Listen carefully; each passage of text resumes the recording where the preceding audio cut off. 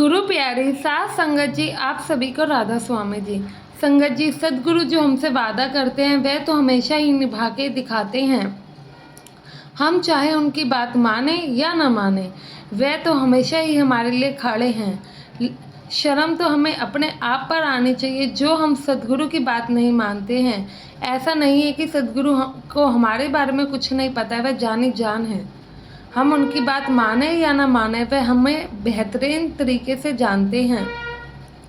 तो इसलिए हमें भी उनके हुक्म का पालन हमेशा ही करना चाहिए।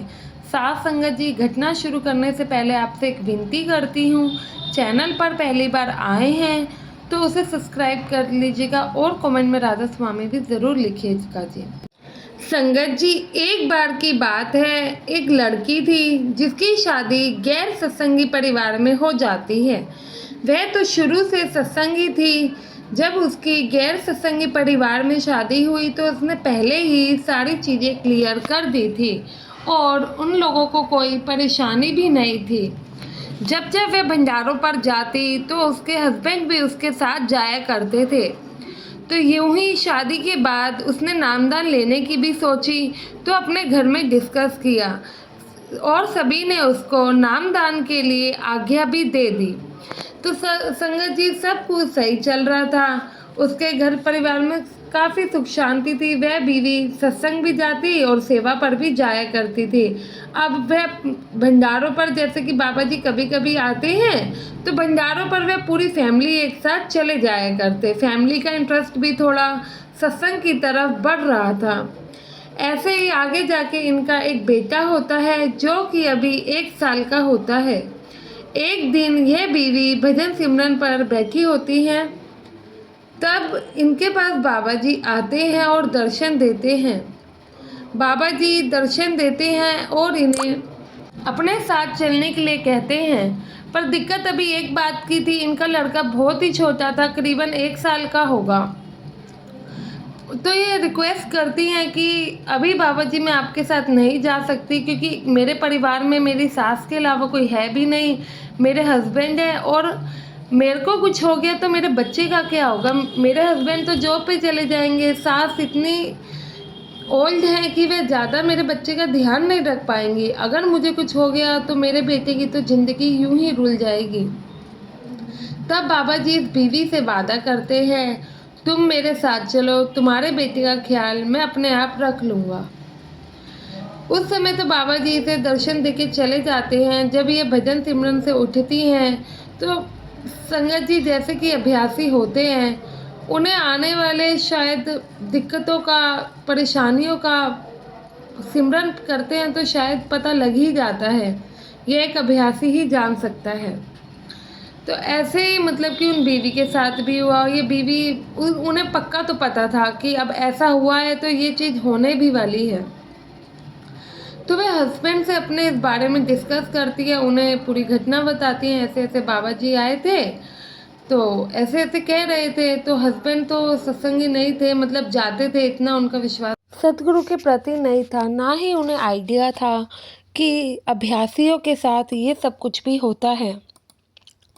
तो फिर वह चिंता करते हुए कहते हैं, तुम चिंता मत करो, ऐसा कुछ भी नहीं है। अगर तुम्हें कुछ हो गया तो मेरा क्या होगा, अभी तो हमारा बच्चा भी छोटा है, उसकी देख रेख तो तुम्हें करनी है। अगर बाबा जी सच में आए भी थे, तुम उनके साथ नहीं जाओगी, तुम उन्हें मना कर दो।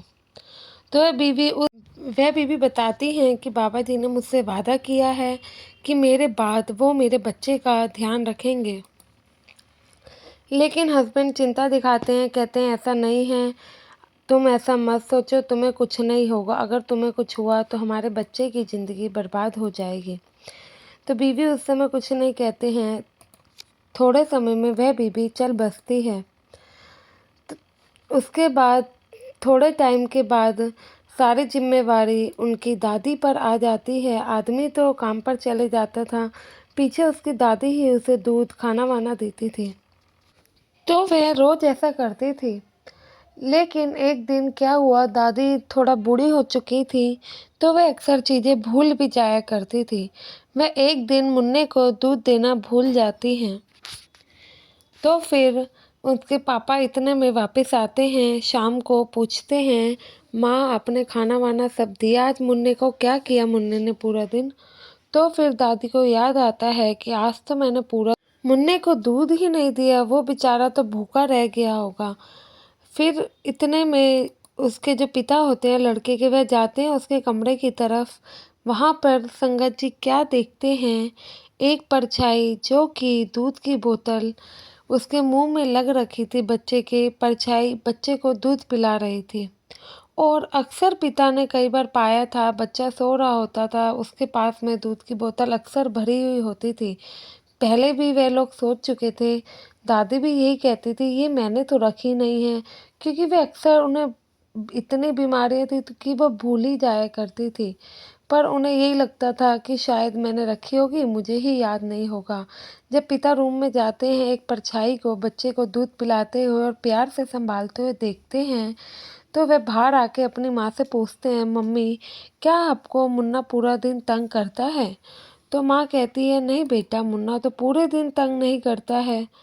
तो फिर वे उस चीज़ के बारे में सोचते हैं कि मैंने जो अंदर देखा वो क्या था, कहीं मेरे को धोखा तो नहीं हुआ है। वे दोबारा जाके देखते हैं तो मुन्ना सो रहा होता है, अब वहाँ पे कोई नहीं था और दूध का बोतल भी खाली था। फिर मुन्ने के सर पे हाथ फेरते हैं, इतने में उसे अपनी बीवी की बात याद आती है कि उनकी बीवी ने कहा था कि सतगुरु जी ने उनसे वादा किया है कि वह उनके पीछे उनके मुन्ने का ख्याल रखेंगे। तो फिर वे अपनी माँ को आकर बाहर सारी घटना बताते हैं और कहते हैं कि ऐसा ऐसा मैंने अनुभव किया है। तो माँ कहती है ऐसा संभव हो सकता है क्योंकि तुम्हारी पत्नी बाबा जी को बहुत मानती थी और उनका विश्वास उनके प्रति बहुत ज़्यादा था। तो जो असल में सत्संगी होते हैं, अभ्यासी होते हैं, बाबा जी उनको दर्शन भी देते हैं और उनको कभी कोई सवाल बाबा जी से करने की ज़रूरत ही नहीं होती है। साथ संगत जी, अगर यह चीज़ मैंने जैसे कि कहा, जो कि असल में अभ्यासी होते हैं, भजन सिमरन करते हैं, उन्हें सब पता ही होता है कि कब बाबा जी उनके लिए कब क्या करते हैं। यह तो आपको मुझे किसी भी साखी के माध्यम से बताने की ज़रूरत नहीं है। आशा है आप भी अपने भजन सिमरन को ध्यान देंगे। जो वादा आपने सतगुरु से किया था नामदान के समय, उसको ज़रूर निभाएंगे और हमारे प्यारे सतगुरु जी को कभी निराश नहीं करेंगे। गुरु की प्यारी साथ संगत जी, साखी पसंद आई हो तो वीडियो को लाइक करना ना भूलें और चैनल पर नए हैं तो अपने संगत के इस चैनल को सब्सक्राइब जरूर करें। गुरु प्यारी साथ संगत जी, आप सभी को राधा स्वामी जी।